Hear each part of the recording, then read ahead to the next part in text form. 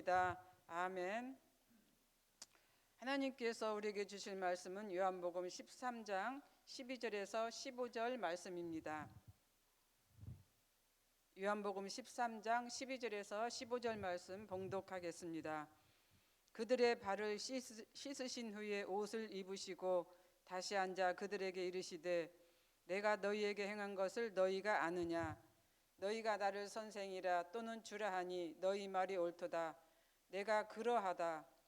내가 주와 또는 선생이 되어 너희 발을 씻었으니 너희도 서로 발을 씻어주는 것이 옳으니라. 내가 너희에게 행한 것 같이 너희도 행하게 하려 하여 본을 보였노라. 아멘.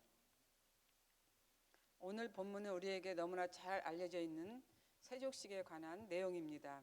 한동안 모든 교회가 이 사역을 진행하였는데 지금은 코로나 여파로 거의 못하고 있는 실정이죠. 하지만 이 세족식이 교회에 끼친 영향은 매우 크다고 생각을 합니다. 그만큼 교회와 성도에게 많은 이제 영향을 주었다라고 하는 것이지요. 그렇다면 예수님께서 왜 제자들에게 발을 씻기게 되었을까?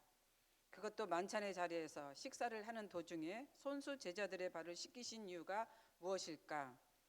당시 팔레스타인 지역의 날씨를 이해한다면 당연히 그럴 수밖에 없구나라는 생각이 들 것입니다. 팔레스타인 지역은 매우 건조하여 먼지가 많고 간혹 모래바람도 일어난다고 합니다. 요즘에야 좋은 신발이 많아서 신발을 수집하는 사람들도 많지만 당시엔 신발이라는 개념이 그닥 알려져 있지 않는 상황에서 신발을 신고 다니는 사람은 거의 없었을 것입니다. 그나마 신발을 신고 다니는 사람이 있다고 한다면 물질이 조금 있는 그런 사람이었을 것입니다. 하지만 어떤 집에 초대를 받아 갈 정도의 사람이라면 신분이 있는 사람이었을 것입니다. 그래서 대부분 신발을 신었을 것입니다. 당시의 신발은 요즘처럼 온전한 신발이 아니었습니다. 샌들과 같은 그런 신발이었다고 합니다. 먼지가 많은 팔레스타인 지역에서는 당연히 초대받은 집에 들어가려면 발에 먼지를 털었어야 했을 것이고 만약 씻지 않고 들어간다면 위생적으로나 또 혹은 먼지로 인하여 집안이 더럽혔을 것입니다. 그래서 주인이 하인을 시켜서 손님의 발을 씻기는 행위가 당시 유대 사회에서는 관례였습니다. 이 일을 담당한 자가 누구였냐 하면은 하인이었는데 그 중에서도 직급이 가장 낮은 하인이었다고 합니다. 그것도 노예 중에서도 히브리인 노예가 아니라 이방인에서 이제 온 그런 노예가 일을 담당했다고 합니다. 그만큼 발을 씻기는 일은 직업 중에서도 가장 비천하고 천한 일이었음을 우리가 알 수 있는 것이지요.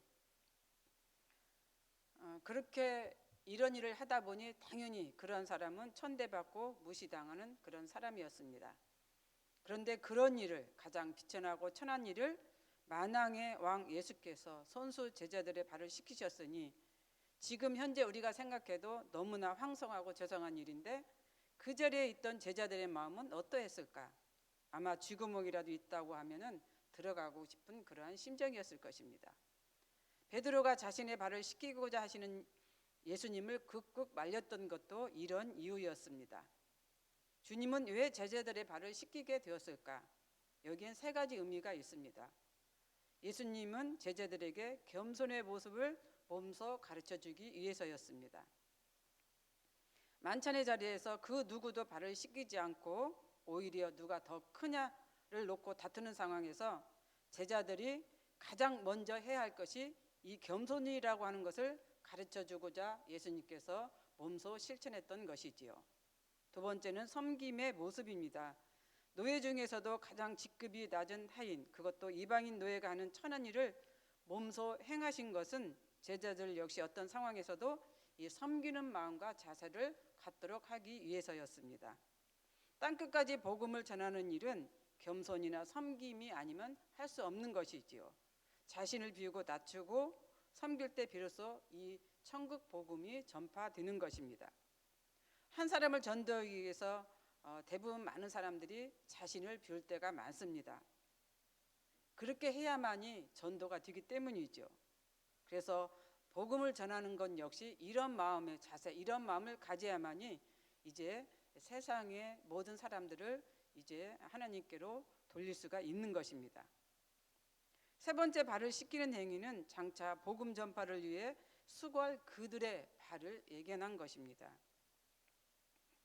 발을 씻기는 일이 천한 일이고 천한 자가 한다는 것을 생각해 볼 때 그만큼 복음 전하는 일 역시 사람들의 냉대와 무시와 천대 속에서 이루어진다고 하는 그런 것이지요. 이런 의미를 볼 때 예수님이 제자들의 발을 씻기는 것에는 이런 복음과 관련해서 많은 의미가 들어 있는 것입니다. 하지만 몇 시간도 안 되어 그들의 발은 예수님을 버리고 도망가 버리는 그런 일이 생겨났죠. 자신의 발을 씻기시는 예수님을 극극 말리면서 사용했던 베드로도 주님을 모른다고 부인하고 도망가 버렸습니다. 빌립보서 2장 7절과 8절에 있는 말씀을 제가 읽어보겠습니다. 오히려 자기를 비워 종의 형체를 가지사 사람들과 같이 되셨고 사람의 모양으로 나타나사 자기를 낮추시고 죽기까지 복종하셨으니 그 십자가에 죽으심이라. 제자들뿐만 아니라 우리 모두 이런 마음을 가져야 천국 복음이 왕성하게 전파됩니다. 예수님께서 제자들의 발을 씻기신 것처럼 우리 역시 세상의 모든 사람들에게 복음을 위해서 발을 씻겨야 하는 것이죠. 그 일이 오늘 우리에게 주신 주님의 뜻이며 교훈입니다. 이 교훈과 뜻을 새길 수 있는 우리가 되었으면 좋겠습니다.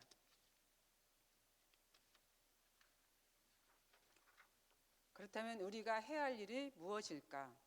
바로 예수님께서 하신 그 일을 해야 되는 것입니다. 제자들 중에 아무도 발을 씻기지 않는 행위를 보면서 주님이 먼저 제자들의 발을 씻기신 것처럼 남들이 하지 않는 그 일을 우리가 해야 되는 것이죠. 성도들이 해야 되는 것이고 주님의 제자들 곧 우리가 해야 하는 것입니다. 우리 주위에는 도움을 주는 사람들도 많이 있습니다. 하지만 도움을 받아야 할 사람들도 많이 있습니다. 가난한 이웃과 노숙자들을 돕는 일, 소외되고 외로운 자들을 돕는 일, 이런 일들은 많은 사람들이 하고 있습니다.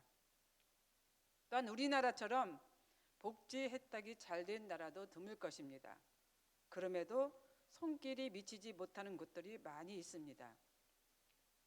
이런 곳에 우리의 손길이 필요하다는 것이죠.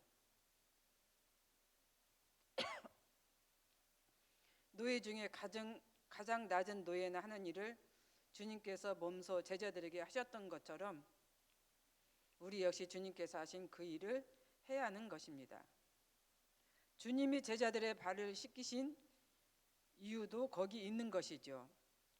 남들이 하지 못한 일, 남들이 꺼리는 일, 또 남들이 돌아보지 않는 일, 그런 일을 주님께서 하신 것처럼 우리도 해야 하는 것입니다. 그 일을 할 수 있는 힘은 하나님께로부터 옵니다. 열심히 말씀 묵상하시고 기도하시면서 그 일을 할 수 있는 우리 모두가 되었으면 좋겠습니다.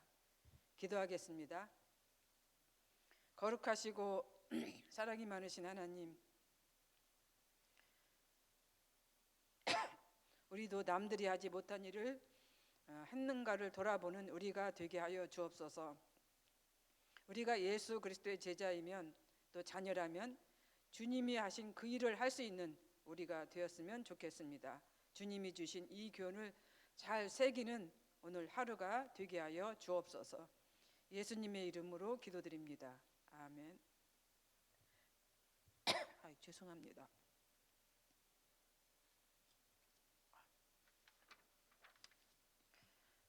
공동 기도문입니다.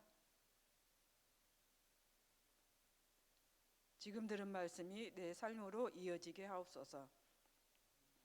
동네 샘의줄 성경 말씀을 통하여 살아계신 하나님을 체험하여 영적 축복을 받는 성도가 되게 하옵소서. 후반기 진행되는 교회 전반 사역을 축복하셔서 풍성한 결실을 맺는 말씀상 공동체가 되게 하옵소서.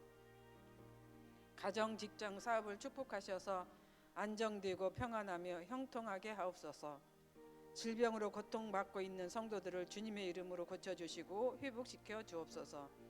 우리나라의 정치, 경제, 사회가 안정되며 주변 강대국과의 관계가 원만하게 하옵소서. 이 시간 공동 기도문과 개인의 기도 제목을 놓고 기도하신 후에 각자 삶의 자리로 나아가도록 하겠습니다.